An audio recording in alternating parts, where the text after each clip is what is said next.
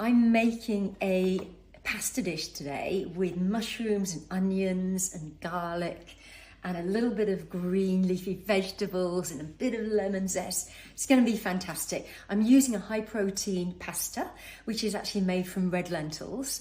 And I'm just going to put in a fry pan, just all these lovely ingredients. And for protein, it's in the pasta anyway, but I've actually toasted up some nuts and seeds. And I might add some chickpeas. I'm trying to decide if I put any egg or a bit of feta cheese or something in it. Anyway, I'm going to get on with this, and I hope you'll enjoy cooking this along as well.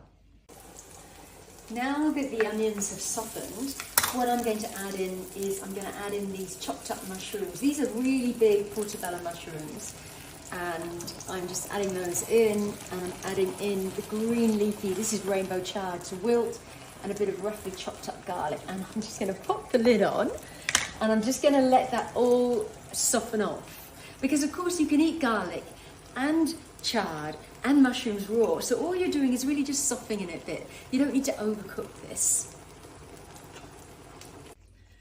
So my chard and my onions and my garlic and my mushrooms have all wilted a bit, and my pasta's cooked. I've kept a bit of pasta water down the bottom just to add a little bit of moisture into here and almost create a sauce.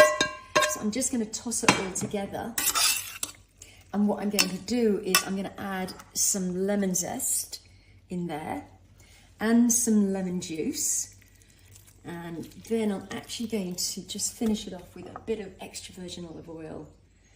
Okay. And that is an amazing base, just an amazing base. And what I'm going to do now is, as I mentioned, I'm going to add in some protein. And in this case, I'm going to add in some toasted seeds. This is a whole load of mixed seeds. And I'm going to toss that through.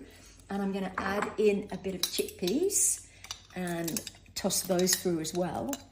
And perhaps I might crumble over perhaps some feta or even a bit of cooked egg in there for extra protein. But there's so much protein already in here that I think this will be enough.